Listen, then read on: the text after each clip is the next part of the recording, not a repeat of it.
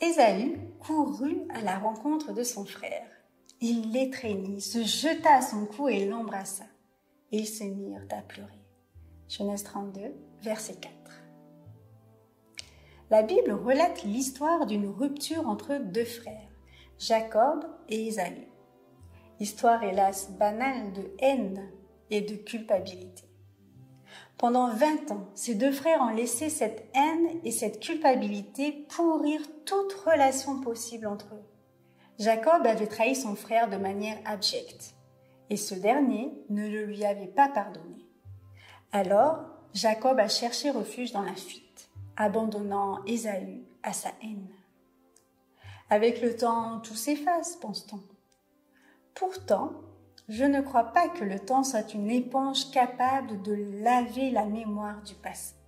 La psychologie montre que des blessures, même oubliées en apparence, laissent des cicatrices qui empoisonnent la vie et qui risquent toujours de se rouvrir. On n'élimine pas une mauvaise herbe en laissant ses racines. Sans la possibilité de vivre le pardon, les ressentiments peuvent harceler une victime durant des années, ternissant chaque bonheur, provoquant obsession et insomnie, empêchant de vivre pleinement le présent et de construire l'avenir. Le pardon est donc nécessaire aussi bien pour le pardonner que pour le pardonnant, parce que l'un et l'autre sont en souffrance. L'histoire que j'évoque plus haut raconte donc que 20 ans plus tard, Jacob décide de retrouver son frère. Au fur et à mesure de sa marche, Jacob découvre que ses cicatrices s'ouvrent à nouveau. Il sent sa culpabilité et sa peur l'envahir. Ésaü, avec sa haine ravivée, marche également à sa rencontre, prêt à l'affrontement.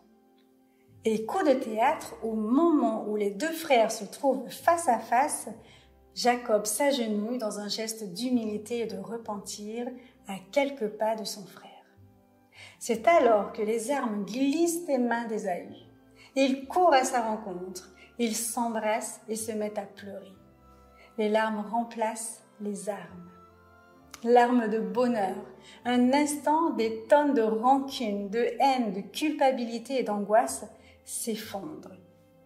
Dire qu'il aura fallu attendre 20 ans pour cette libération et qu'un seul regard aura suffi, celui du cœur. Au travers du pardon, ils se sont chacun fait à eux-mêmes le plus merveilleux des cadeaux. Je connais de solides amitiés qui ont été bâties sur les débris de vieilles rancunes. Le pardon peut sceller un pacte entre deux êtres qui se rapprochent par-dessus le surplomb de la haine. Et une fois que tout est posé sur le tapis, il n'est pas rare qu'on ne sache même plus qui est l'offensé et qui est l'offenseur. Il n'y a plus que deux êtres qui se cherchent et se rejoignent dans leur nudité. Et c'est bon, très bon. Quelques pensées. Honnêtement, je n'ai eu aucun mal à pardonner à mes ravisseurs. L'esprit de vengeance m'est très vite apparu comme une seconde souffrance. Il empoisonne l'existence. Kaufmann, otage au Liban.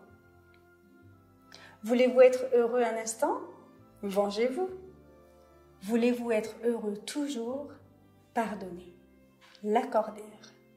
Le pardon est la seule réaction qui ne se borne pas à réagir, mais qui agisse de manière nouvelle et inattendue, non conditionnée par l'acte qui l'a provoqué et qui, par conséquent, libère des conséquences de l'acte à la fois celui qui pardonne et celui qui est pardonné.